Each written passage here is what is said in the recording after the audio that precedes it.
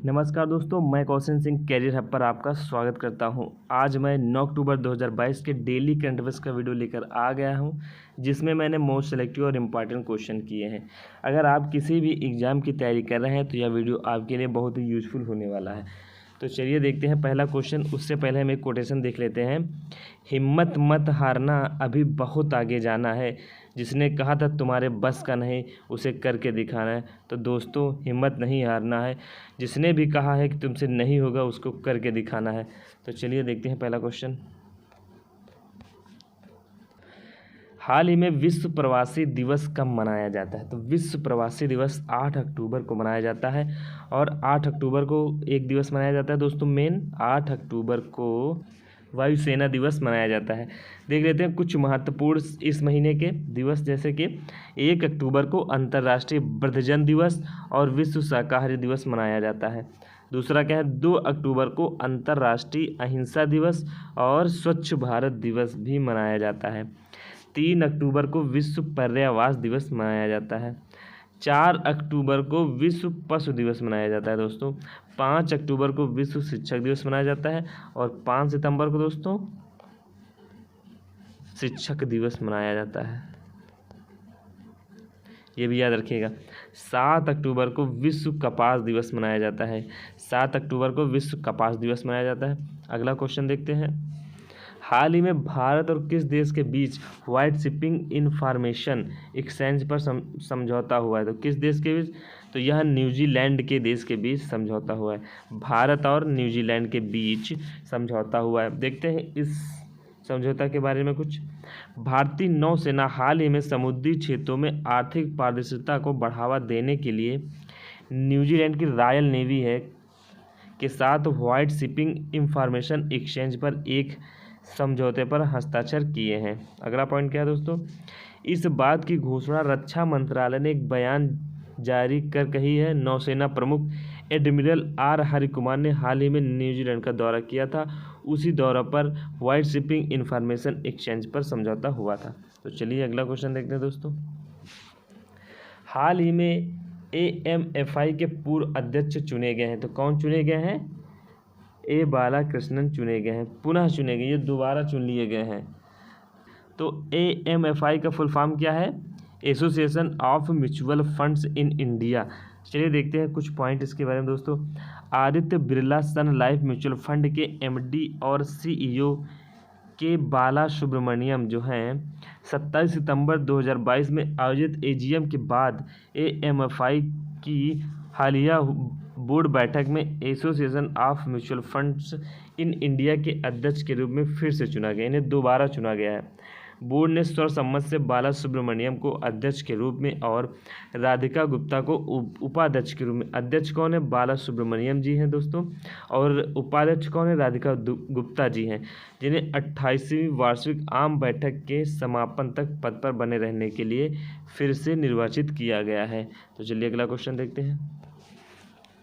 हाल ही में वायु प्रदूषण को नियंत्रित करने के लिए किस राज्य ने एंटी डस्ट अभियान शुरू किए?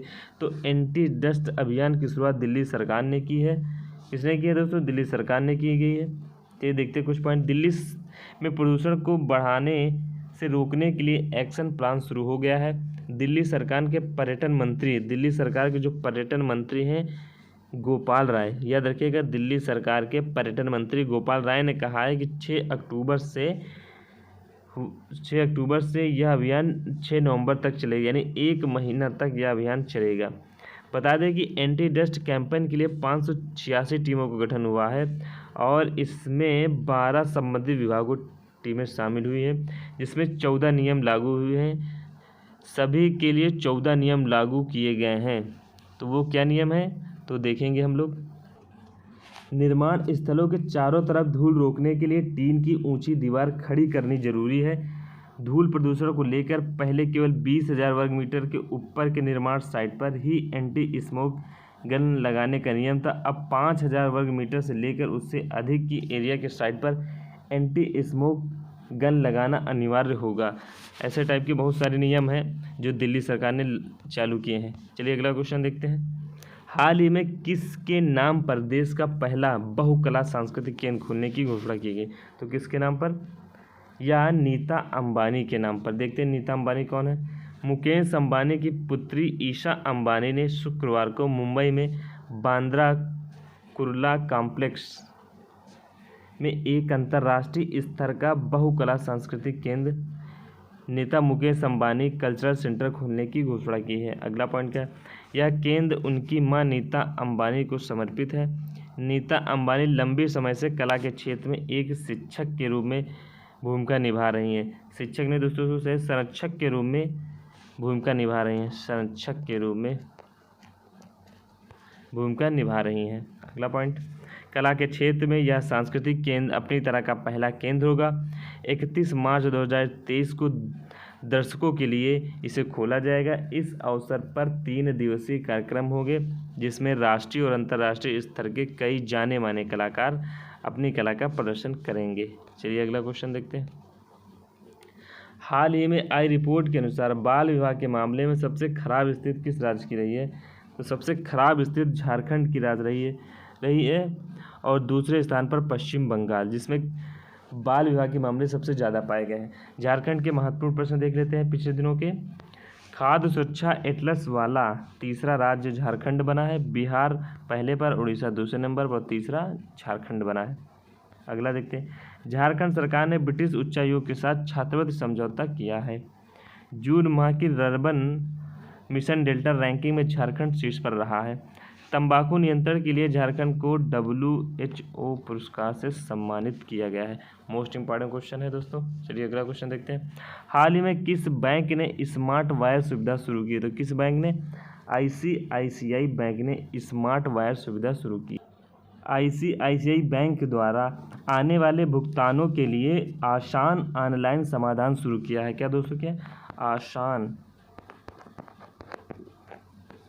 Online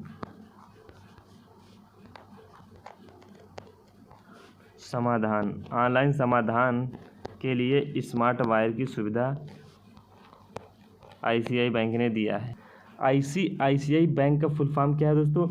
industrial credit and investment corporation of India, यानी भारतीय औद्योगिक ऋण और निवेश निगम। इसकी स्थापना कब हुई थी दोस्तों? 5 जनवरी 1994। कब दोस्तों? 5 जनवरी 1994, ये याद रखिएगा। 5 जनवरी 1994 में इसकी स्थापना हुई थी। वो भी कहाँ? मुंबई में दोस्तों। कब हुई थी? मुंबई में इसकी स्थापना हुई थी। मुंबई में कहाँ पर? अभी आपको पढ़ाया है पीछे मैंने, बांद्रा का जो कुर्ला भवन है उसी में। चलिए अगला क्वेश्चन देखते हैं। हाल ही में किस राज्य सरकार ने दुबई के साथ समझौता ज्ञापन पर हस्ताक्षर किए हैं? तो किस सरकार ने? हरियाणा सरकार ने किए हैं। दुनिया का सबसे बड़ा सफारी पार्क हरियाणा विकसित करेगा। प्रधानमंत्री मोदी ने फरीदाबाद में अमृता अस्पताल का उद्घाटन किया है। हरियाणा ने chief minister of education relief assistance and grant Chirag योजना की शुरू किया है। कौन सी योजना? चिराग योजना शुरू की है। हरियाणा के मुख्यमंत्री ने सोनू फोगाट की पुस्तक अष्टांग योग का विमोचन किया है। हरियाणा सरकार ने किया है दोस्तों। हरियाणा सरकार ने इजराइल के साथ जल्द सहयोग समझौते पर हस्ताक्षर किए हैं। जल सहयोग समझौते पर हस्ताक्षर किए हैं। अगला क्वेश्चन देखते हैं। हाल ही में भारत और किस देश ने न्यू एनर्जी टास्क फोर्स की घोषणा की है? तो किसने की दोस्तों? न्यू एनर्जी टास्क फोर्स की घोषणा अमेरिका ने की है। इस दौरान भारत और अमेरिका के बीच क्लीन एनर्जी ट्रांजिशन और रीन्यूएबल एनर्जी के बड़े पैमाने पर एकीकरण का समर्थन करने के लिए न्यू एनर्जी ट्रांसपोर्ट शुरू करने की घोषणा की है। केंद्रीय पेट्रोलियम और प्राकृतिक गैस मंत्री हरदीप सिंह पुरी हैं दोस्तों, और अमेरिका के ऊर्जा सचिव जेनिफर ग्रानहोम के बीच द्विपक्षीय बैठक हुई है, जिसके बाद यह टास्क फोर्स की घोषणा की गई है कि यह टास्क फोर्स एनर्जी सेक्टर में भारत और अमेरिका की साझेदारी को और मजबूती करेगा। तो चलिए अगला क्वेश्चन देखते हैं।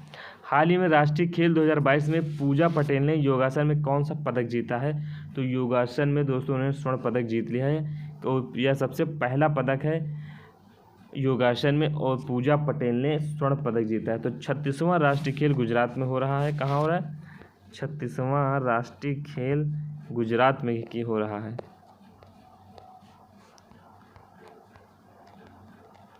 36वां राष्ट्रीय खेल गुजरात में हो रहा है।